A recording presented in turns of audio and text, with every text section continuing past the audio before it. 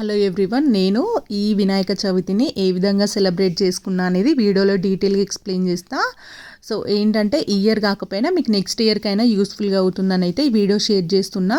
వినాయక చవితి రేపు ఉందంటే ముందు రోజే నేను ఫ్రూట్స్ కానీ, పత్రి కానీ, అరిటాకులు కానీ, సో నాకేమేం ఫ్లవర్స్ అవసరమో అవన్నీ నేను తీసుకొని పెట్టుకుంటా.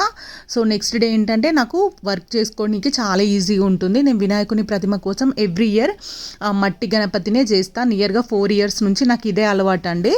సో దానికోసం నేను గొడుగు కానీ, వినాయకుని ప్రతిమ కానీ ఇంట్లోనే తయారు చేసిన ఈ విధంగా. సో నెక్స్ట్ ఏంటంటే మనం వినాయకుడిని తయారు చేసేటప్పుడు పిల్లల హెల్ప్ తోటి చేస్తే ఏంటంటే వాళ్ళకు కూడా ఫ్యూచర్లో అదే అలవాటు అవుతుంది.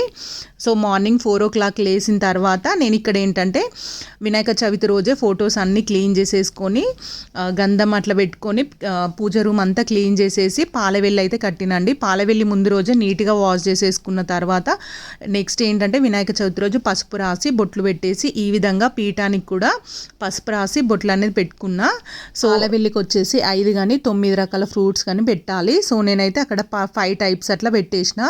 సో వెయిట్ అనేది ఒకసారి చెక్ చేసేసుకోవాలి. నెక్స్ట్ ఏంటంటే ఒక ప్లేట్లో బియ్యం అలా వేసి నెక్స్ట్ ఏంటంటే కొంచెం పసుపు, కుంకుమ, జవ్వాదు, నెక్స్ట్ ఏంటంటే నేను గరిక పెట్టేసిన. మనం ఎప్పుడు వినాయకునికి పూజ చేసినా ఖచ్చితంగా గరిక ఉండేటట్టు అయితే చూసుకోవాలండి.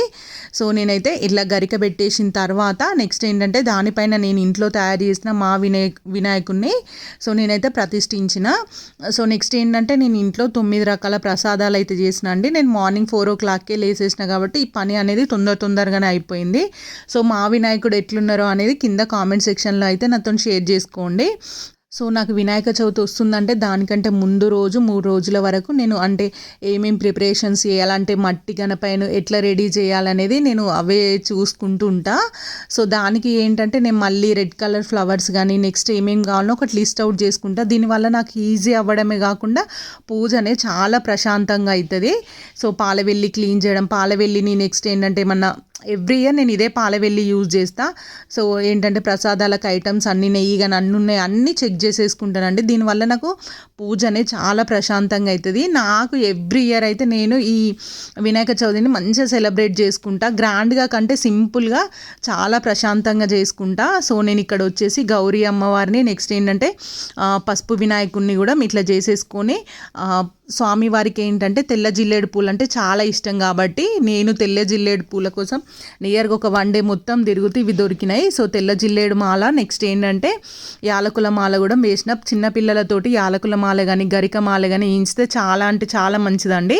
సో ఎప్పుడు కానీ మనం వినాయకునికి పూజ చేసేటప్పుడు పసుపు అక్షంతలు అస్సలు యూజ్ చేయొద్దు. రెడ్ కలర్ అంటే కుంకుమతోటి కలిపిన అక్షంతలు మాత్రమే యూజ్ చేయాలి. సో నేను ఇక్కడ ఏంటంటే అష్టోత్తరాలు చదివి పూజ అంతా క్లియర్ చేసుకున్నా.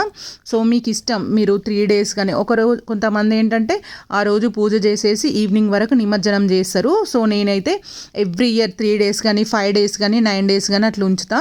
సో పక్కన మా పాప బుక్స్ వచ్చేసి పెట్టి నేను స్వస్తిక్ సింబల్ అయితే గంధంతో రాసేసిన. సో ఇప్పటి నుంచి అలవాటు చేయాలండి పిల్లలకు.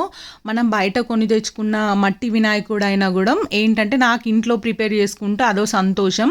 సో మా పాప హెల్ప్ తోటి అయితే మేము ఇద్దరం కలిసి వినాయకుడిని అయితే చేసినాం. పిల్లలకి ఇట్లా అలవాటు చేస్తే ఏంటంటే వాళ్ళు అంటే ఫ్యూచర్లో మన దగ్గర ఉన్నా లేకపోయినా ఈ ఫెస్టివల్ వస్తుంది మేము చిన్నప్పుడు ఇట్లా వేసుకున్నామని వాళ్ళకి అదే అలవాటు అయిపోతుంది. సో నేనైతే మా ఇంట్లో ఉన్నప్పుడు అయితే ఇట్లనే చేసుకునేదాన్ని. సో నెక్స్ట్ డే ఏంటంటే వినాయకునికి అటుకులు బెల్లం అయితే పెట్టేసిన. సో నేనైతే నా వినాయక చవితిని ఇట్లా సెలబ్రేట్ చేసుకున్నా సింపుల్గా. మీకు ఈ వీడియో యూస్ఫుల్గా ఉంటే లైక్ చేయడం అయితే అస్సలు మర్చిపోద్దండి. లైక్ చేయండి, షేర్ చేయండి, సబ్స్క్రైబ్ చేసుకోండి. Thank you for watching.